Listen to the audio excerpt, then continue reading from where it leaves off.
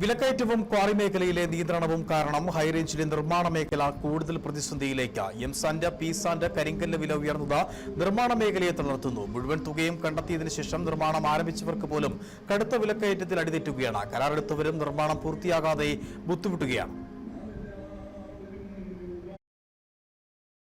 നിലവിൽ ലോറേഞ്ചാണ് ഹൈറേഞ്ചിലെ നിർമ്മാണ മേഖലയുടെ ഏക ആശ്രയം. 1500 രൂപ സ്ക്വയർ ഫീറ്റ് ഉണ്ടായിരുന്ന ഇപ്പോൾ 2000 മുതൽ 2600 വരെയായി.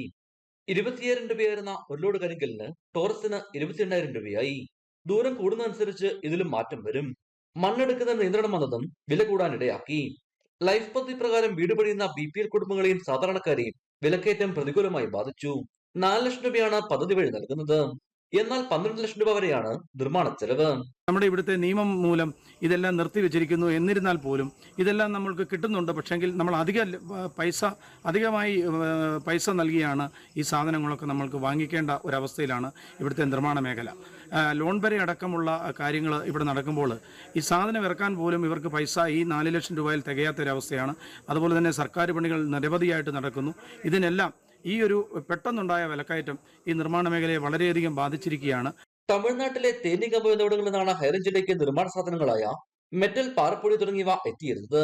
ചെക്ക് പോസ്റ്റിലെ കൈക്കൂലി, അനുമതിയിലെ സാങ്കേതിക തടസ്സങ്ങൾ കാരണം നിലവിൽ സാധനങ്ങൾ എത്തുന്നത് നിലച്ചിരിക്കുകയാണ്. തമിഴ്നാട്ടിൽ അനുമതിയില്ലാത്ത പാറമടകൾ നിർത്തലാക്കിയതോടെ 3 ആഴ്ചയായി നിർമ്മാണ സാധനങ്ങൾ എത്തുന്നുമില്ല. ഇതോടെ ലോറേഞ്ചിൽ എത്തുന്ന നിർമ്മാണ സാമഗ്രികളുടെ വിലയും കുത്തനെ കൂടിയിട്ടുണ്ട്.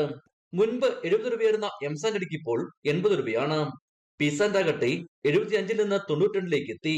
3/4 ഇഞ്ച് മെറ്റൽ ക്രഷറിൽ 52 രൂപയായിരുന്നത് യാർഡിൽ 80 രൂപയായി. ഇത്തരത്തിൽ ഓരോ സാധനങ്ങൾക്കും വില കൂടുകയാണ്.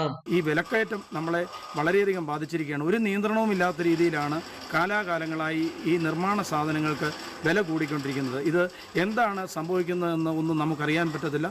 സാധാരണക്കാരെ സംബന്ധിച്ചിടത്തോളം ഇത് വളരെ ബുദ്ധിമുട്ടുണ്ടാക്കുന്ന കാര്യമാണ്. ജില്ലയിൽ ഹൈറേഞ്ചിൽ ന്യായവിലയിൽ പാറ ഉൽപ്പന്നങ്ങൾ എത്തിക്കാൻ സർക്കാർ നേരിട്ട് ഇടപെടണമെന്ന ആവശ്യവും ശക്തമാണ്.